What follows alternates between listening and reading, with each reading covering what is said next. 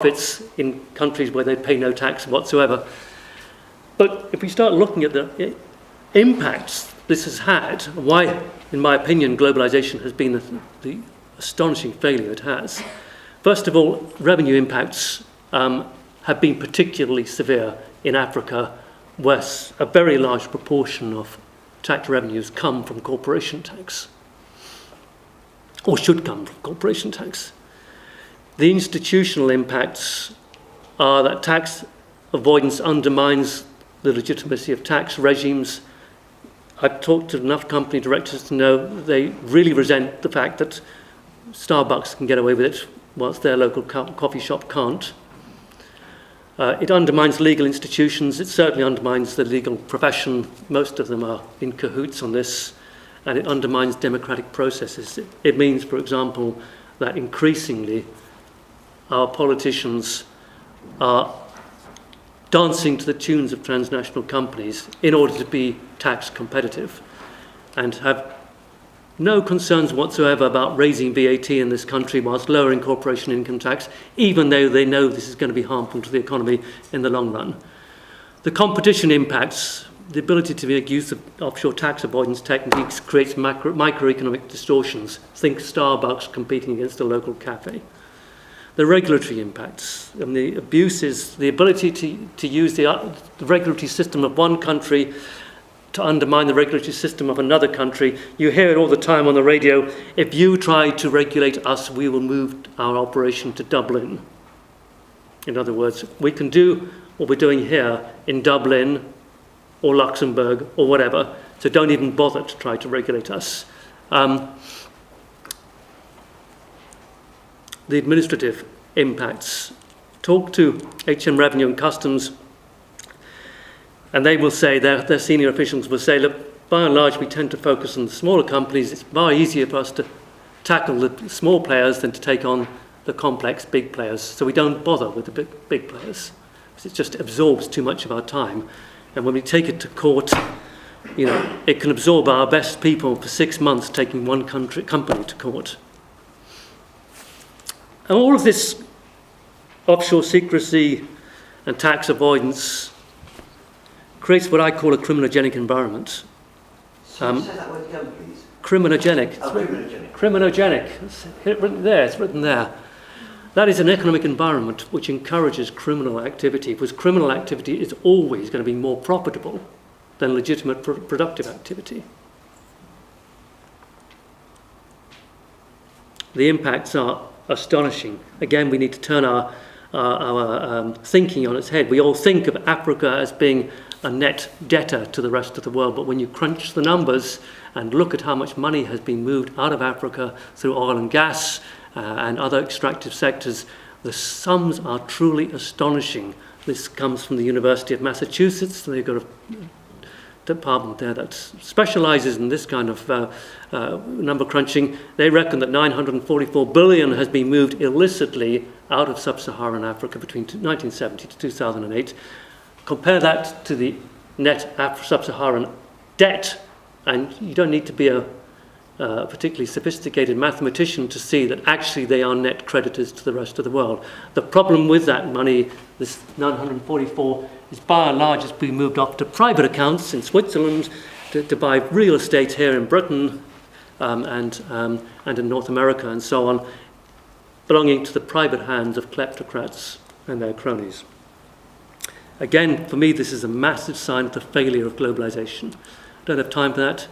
I do have time for this. I want to sign off here. Last year, when we published our financial secrecy index, I wrote a letter to the Queen and said, Your Majesty, as you're head of state of many of the world's leading tax havens, not just London, but also Jersey, Guernsey, Cayman Islands, British Virgin Islands, blah-de-blah. And these tax havens inflict a massive cost on the Commonwealth and have made 2 billion Commonwealth citizens victims of these jurisdictions, which you are nominally head of state. Now, that didn't hit much of the UK press, but it certainly plays very well in continental Europe, above all in France. What I'm trying to do is to get across the idea that actually Britain The tax havens are not just small little islands. Some of the most powerful countries in the world, like the United States and Britain and Germany, are major tax havens. It's been core to their development strategy for the last 50 years.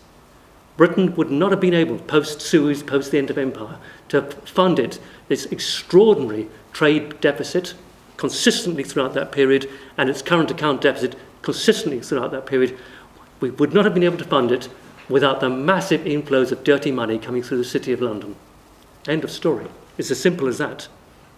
Britain is up to its neck in corrupt activities. And that's what we are. I don't have time to go through all this, I'm sorry. I've talked too much. I suppose that's one of the things I want to get across. If you're not familiar with the Financial Secrecy Index, which we publish, it tells a very interesting story about how financial services operates around the world. It turns on its head this idea that corruption is something that happens in the south. Actually, where does dirty money flow? It flows towards Switzerland, Luxembourg, Hong Kong, Cayman Islands, Singapore, United States, Lebanon, Germany, Jersey. Most of these places are the rich members of the rich OECD. And contrast that with the Corruption Perceptions Index of Transparency International, which has been published since 1995, where they show the most corrupt countries in the world, they all have a black face, don't they? Corruption, according to this political construct, has a black face.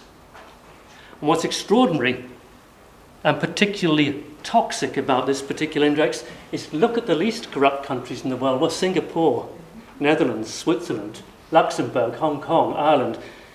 Look at where they rank. These are the least corrupt countries in the world, according to the Corruption Perceptions Index. Now, that raises a very interesting question. Whose perception?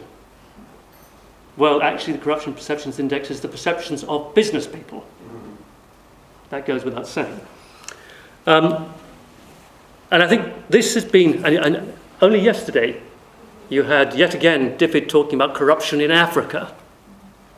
But when did DFID talk about corruption in the City of London? We're very self-congratulatory in Britain about our overseas development effort. But let me assure you that for every dollar or every pound of aid we give, at least £10 comes illicitly back to Britain out of the countries we're supposed to be helping. It's a nonsense. And when David says, as he did last year, that I don't think it's fair any longer to refer to any of the overseas territories or crown dependencies as tax havens, well, according to our index, our research, and this hasn't been in any way challenged, these are the areas where these territories, which are all British, are totally non-compliant with legal norms and secrecy and disclosure requirements. So, David, you can say that until you're blue in the face, but the facts, the evidence, says something very different. So that was the Queen's reply, and I think I'll stop there.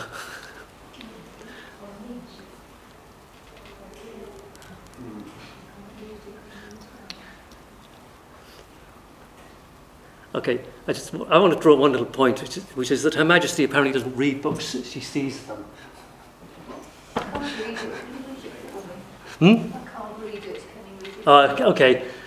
Oh, dear Mr. Christensen, the Queen has asked me to thank you for your letter of the 4th of November, from which Her Majesty has taken careful note of your comments and concerns about taxation and offshore financial secrecy. I should explain, however, that the Queen's position as a constitutional sovereign precludes her from intervening in matters such as this. Now, actually, in my letter, I said to the Queen, since you regularly meet your Prime Minister and are in a position, once a week, and are in a position to discuss whatever you wish, you might perhaps tell your Prime Minister this is a matter of great concern to you. That's all I said. Her Majesty acts on the advice of her ministers, and you are therefore quite correct to send a copy of a letter to the Right Honourable David Cameron, who never replied. Blah, blah, blah. Thank you for taking the time and trouble to write as you did and for sending a copy of the book Treasure Islands by Nicholas Shaxson for Her Majesty to see. No, it was for Her Majesty to read. Just ask you, on that subject, where does power lie in this? Basically, is the power with this sovereign or is it with the Crown, or where in that equation does the power really lie? I mean, is a Queen, for example, in a position to say, oh well, you know, I want to abolish tax havens? I kind of doubt it, but Okay, Jersey, Guernsey, and the Isle of Man, wherever it is, Isle of Man. Okay, these three are crown dependencies.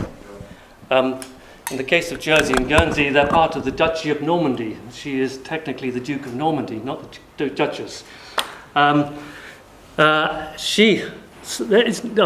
Amongst all the smokes and mirrors of Britain's constitutional arrangements, there is no question she is the head of state of the crown dependencies. All the rest are overseas territories, and she is head of state. Now, her government, remember, it's her government, is in a position to intervene. They appoint the senior officials in all of these territories. Every single law has to go through her Privy Council. that's what I'm asking. Who would be actually, I mean, basically, would it be, effectively, would it be Cameron Privy Council, or effectively would it be the Crown, or is that a naive question? No, it's not a naive question at all. It's her Prime Minister, in other words, her government, that has executive powers here. But the great pretense that we maintain is the Queen is the head of state of all of these places and has no effective power. She has the effective power. If she chose to say to her Prime Minister, Mr. Cameron, this is a matter of great concern to me, then he would be under some pressure to take action. In the international